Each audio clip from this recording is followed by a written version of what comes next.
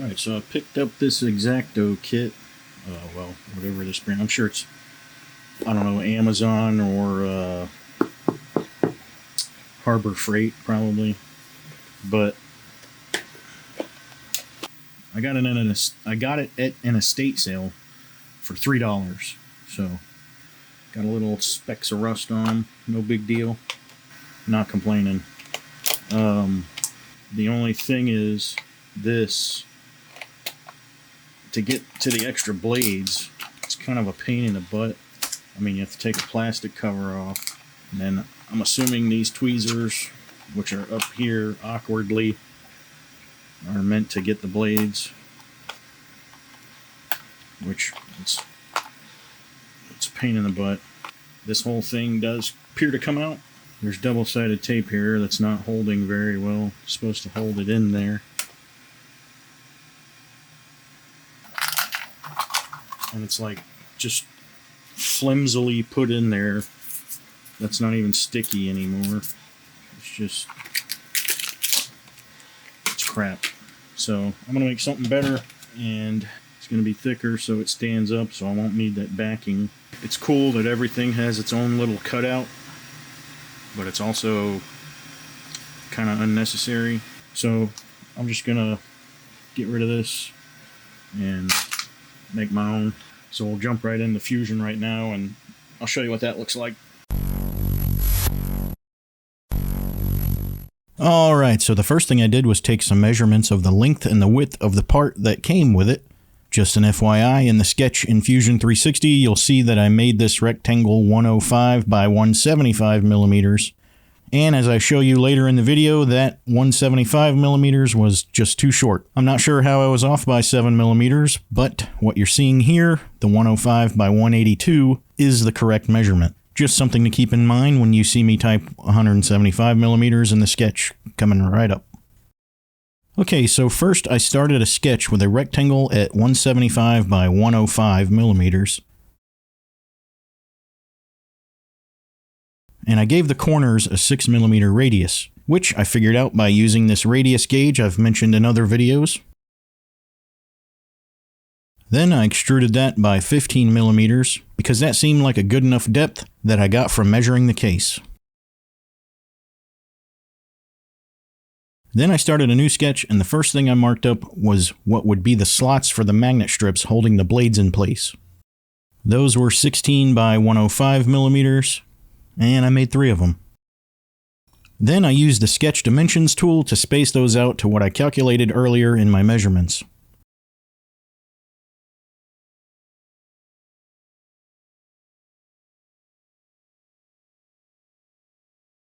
Next, and this is where it starts looking a little messy, I added the first inset for the longer blades, which was 60 by 95 millimeters, which leaves 5 millimeters off of each side, and I came up 3 millimeters from what will be the bottom.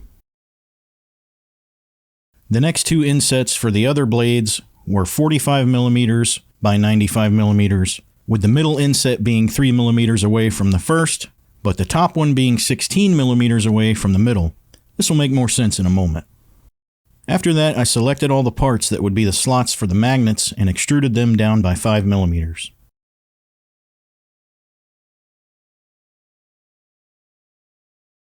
Then I selected all the parts that would be inset for the blades and extruded them down by 3 millimeters. The reason I left this 16 millimeter gap between the middle and top inset is because I wanted to move the tweezer slot down here between them. I've already sketched it out, so instead of doing it again for this video, I just copied the other sketch and pasted it into this new model. And I extruded it down by 5 millimeters as well. Moving on to the back side, I don't need this to all be like solid. It's way too thick, it'll take up too much filament. So I used the shell tool and made a wall thickness of 3 millimeters, which took a big chunk of what would be filament out. Then I made sure everything was flat on the back by extruding everything to the highest, or lowest I guess, point.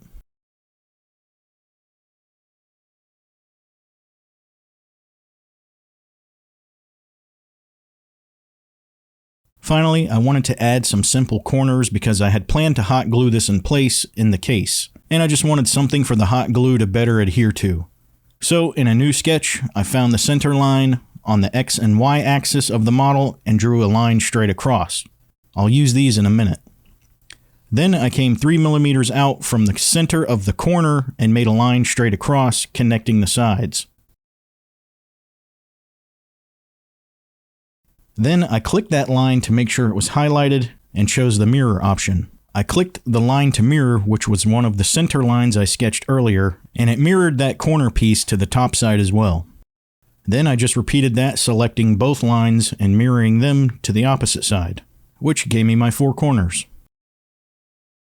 I extruded them down until they touched the back,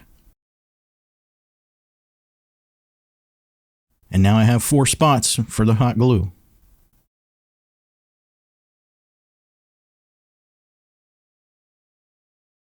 Once I flipped the model back over, I realized I wanted to add some curved edges on those insets just to make them look a little less blocky. So I edited that sketch and added a 4mm curve to all the corners on the blade insets.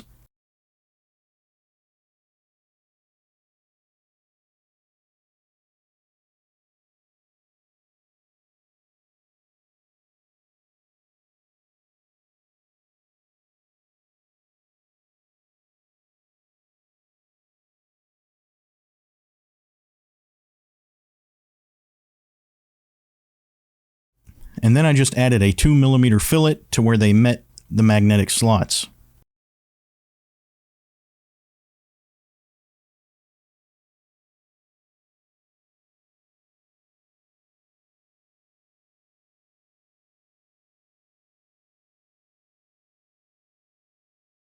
And there we have it.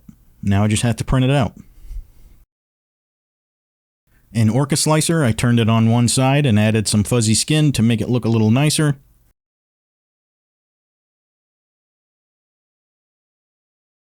And here's how it turned out.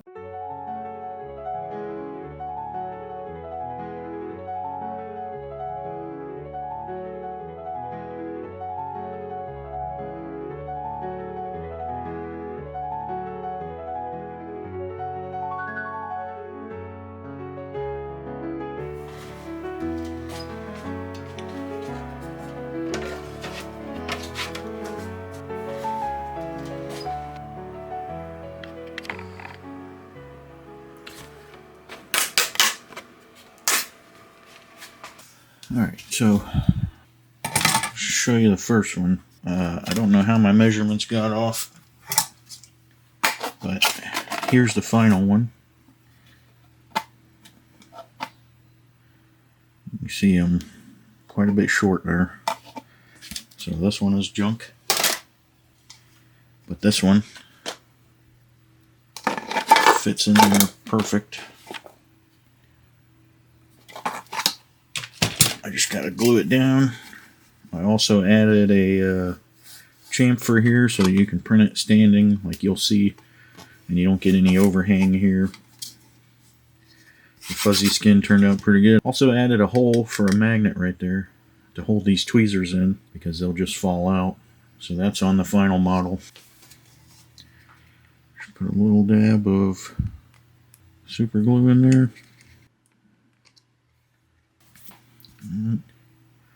Got the magnet in there. Now the tweezers will stay in there a lot nicer. Like I said, there's sticky tape on the back of this that ain't any good anymore. I'm gonna get this, put some glue on there to hold that down.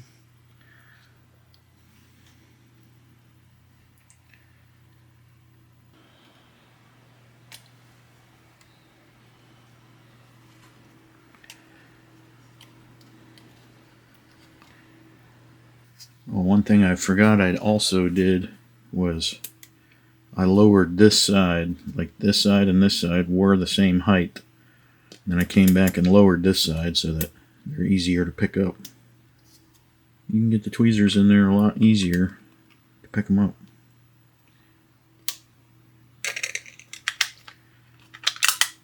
I'm going to get these off of here. They're still stuck on pretty well. And then I'm going to put my dabs of glue here, push this in place, and that'll be that. Alright, and there's everything. I did end up putting command strips because I didn't realize I was out of hot glue. But a command strip down here and up here, it's holding it in place. Not going to fall out.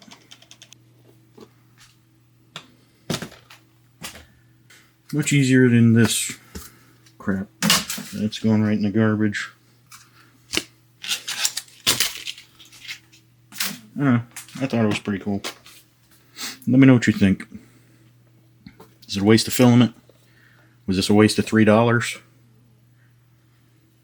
I don't know. You tell me.